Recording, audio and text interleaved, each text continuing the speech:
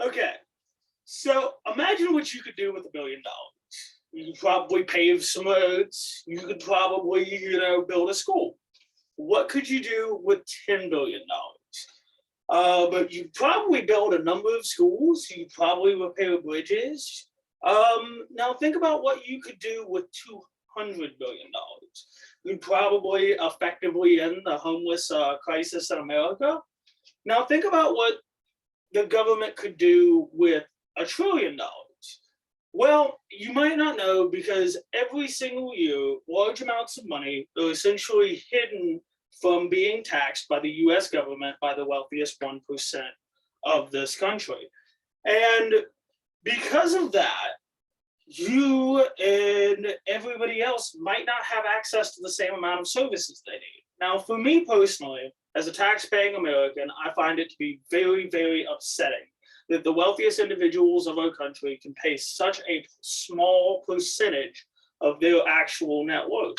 And as anybody else who works and pays taxes, you should probably be upset that they're doing this as well. Tax evasion among the wealthy is a huge, huge problem in America that is only growing. So, how do the rich avoid paying taxes? Well, there are a number of ways they do. Perhaps the most notable way that they avoid paying taxes is actually through philanthropy. Foundations such as the Bill Gates Foundation, Jeff Bezos has a number of foundations as well. Most of these are actually used to hide the income of super rich people because they get tax write-offs for the philanthropy that they provide. However, these programs, according to an article by Vanessa Williamson, are not actually as helpful as they are perceived to be. For example, the Bill Gates Malaria Foundation in Africa effectively really does not do a whole lot. However, the countries that it's based in, the wealth of just that program is worth more than that entire country's GDP. So essentially, they have no choice but to accept these forms of philanthropy that are basically just being used as tax evasion without adding any real value to the world. Like, yes, that definitely provides some malaria vaccines, but not for the price that it's offered. There are many programs started by billionaires like this just around the United States. Another way the rich like to hide their money is through the stock market.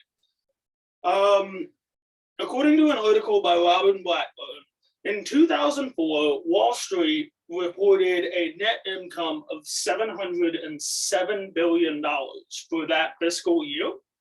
However, come tax time, the reported income by all of Wall Street had dropped almost $200 billion as they reported only $523 billion in taxable income. Now, this is because a lot of these super rich like to tie up all of their assets in these stocks, which are incredibly hard to track down with an IRS audit. This issue is so bad that the president at the time, George W. Bush, basically said that there was nothing that he could even do about it to get them to pay their fair share. And this is just a huge, huge issue, as the top 1% of Americans who are really involved in this make as much as the bottom 95% of Americans combined. So essentially, the government is losing tons and tons of money for reform and programs on a yearly basis because of this. Now, this is not saying that all politicians are bad, because there are some policies that certain senators have come out with that would aim to fix this problem. For example, the Bernie Sanders tax plan is one that I find the most interesting. Basically, it only affects people who make over $50 million.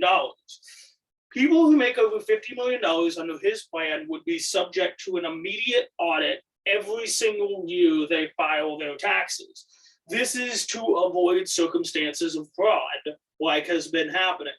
And according to Mike Conskell, This tax rate that they would be applying would be a flat 2% tax rate on anybody who makes over 50 million, and it's actually taxed to your net worth.